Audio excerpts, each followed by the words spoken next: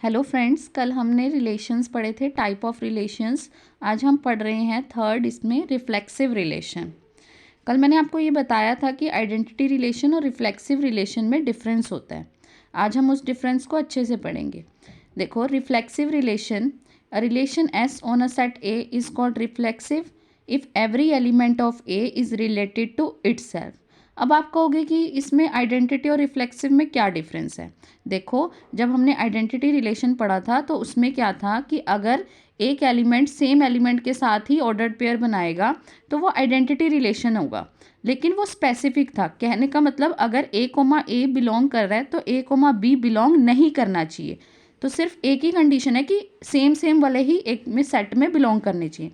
लेकिन रिफ्लेक्सिव में क्या है कि if every element of A is related to itself, मतलब उसने ये तो कह दिया कि हर एक एलिमेंट दूसरे सेम एलिमेंट से रिलेट करना चाहिए, लेकिन उसने इसके बारे में नहीं बताया कि अगर कोई किसी और एलिमेंट के साथ रिलेट करता है तो क्या वो इसमें आएगा। जब उसने बताया ही नहीं तो इसका मतलब आएगा। ठीक है, उसमें क्या था कि अगर ए बिलोंग कर रहा है तो जो ए बी है वो बिलोंग नहीं करेगा, ये था। लेकिन इसमें क्या है कि अगर ए बिलोंग कर रहा है तो ज़रूरी नहीं है, हम कह नहीं सकते कि ए बी करेगा या नहीं करेगा, तो वो इसमें अलाउड है। यहाँ पे कंडीशन थी कि वो अलाउड नहीं है, इसमें ए कोमा बी भी सेट में बिलोंग कर सकता है, उसके ऊपर कोई कंडीशन नहीं है। तो ये हमारे पास इन दोनों के बीच का डिफरेंस था। क्लियर हो गया।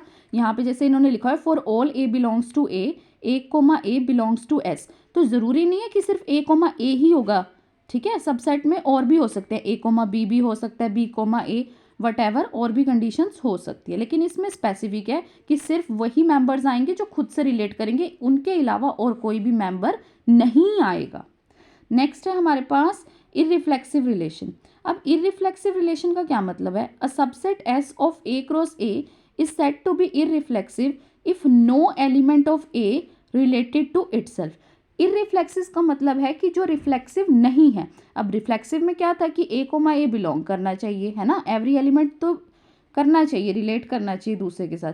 इररिफ्लेक्सिव में कि सेम एलिमेंट सेम के साथ रिलेट नहीं कर सकता। ठीक है, इसका हमारे पास यहाँ पे है कि that is if a comma b belongs to S, हाँ, if a comma A belongs does not belongs to S, इसमें ये हो जाएगा। ठीक है ना, तभी तो वो इरिफ्लेक्सिव हो गया। रिफ्लेक्सिव में क्या था कि ए कोमा ए बिलोंग करना चाहिए, इरिफ्लेक्सिव में ए कोमा ए बिलोंग नहीं करेगा। नेक्स्ट हमारे पास जो रिलेशन है वो है सिमेट्रिक रिलेशन। आज हम इसके ट्रांजिटिव तक पढ़ेंगे। ठीक है, नेक्स्ट हमारे पास है सिमेट्रिक रिलेशन। ये आप वैसे +1 +2 में पढ़ चुके हैं। A relation S on a set A is called symmetric relation if A belongs to B, this implies B belongs to A. Symmetry का सबको पता है कि अगर ए कोमा बी बिलोंग कर रहा है सेट में तो बी कोमा ए भी सेट में बिलोंग करेगा। सिमेट्रिक तो पता है सभी को। नेक्स्ट है एसिमेट्रिक। अब एसिमेट्रिक क्या होता है। एसिमेट्रिक का मतलब जो सिमेट्रिक नहीं है। सिमेट्रिक में हमने पढ़ा कि अगर ए बी बिलोंग कर रहा है तो इसका मतलब 100% बी ए भी बिलोंग करेगा। तो एसिमेट्रिक में क्या है कि ए बी अगर एस में बिलोंग करता है तो इसका अपोजिट बी ए एस में बिलोंग नहीं करेगा, तभी तो उसका नाम क्या हो गया, एसिमेट्रिक। क्लियर। नेक्स्ट है हमारे पास anti symmetric relation. Anti symmetric का क्या मतलब होता है, देखो ये तीनों इंपॉर्टेंट है, सिमेट्रिक, एसिमेट्रिक और एंटी सिमेट्रिक। इससे रिलेटेड क्वेश्चन भी आता है, वो हम आगे करेंगे। एंटी सिमेट्रिक रिलेशन में क्या होगा कि अगर ए बी एस में बिलोंग करता है और बी ए बी एस में बिलोंग करता है तो एक ही कंडीशन है कि दोनों को क्या होना पड़ेगा, सेम। यानी कि इफ़ 1,2 बिलोंग्स टू, जैसे 1,2 नहीं इसमें आ सकता क्योंकि 1 is not equals to 2।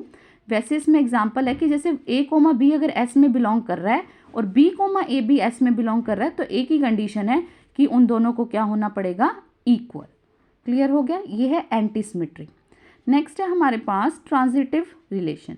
Transitive भी एक्चुअल में हम +1 +2 में सिर्फ 3 मेन पढ़ते हैं, रिफ्लेक्सिव, सिमेट्रिक और ट्रांजिटिव। लेकिन हायर मैथमेटिक्स में जब हम आगे पढ़ते हैं तो हमें ये सारे के सारे पढ़ने पड़ते हैं, एंटी सिमेट्रिक, एसिमेट्रिक और ट्रांजिटिव। नेक्स्ट ट्रांजिटिव में ये तो सबको वैसे आता ही है। A relation S on a set A is called transitive if a comma b belongs to S, b comma c belongs to S, then a comma वही 1 2 2 3 तो 1 3, ये तो पता ही है ना। A B belongs to S, B C belongs to S, then a comma c also belongs to s for all a b c belongs to a। ठीक है, तो आज हम यहीं तक पढ़ेंगे। इनको रिवाइज करना सभी। नेक्स्ट हम कल पढ़ेंगे इक्विवेलेंस रिलेशन क्या होता है और पार्शली ऑर्डर रिलेशन क्या होता है।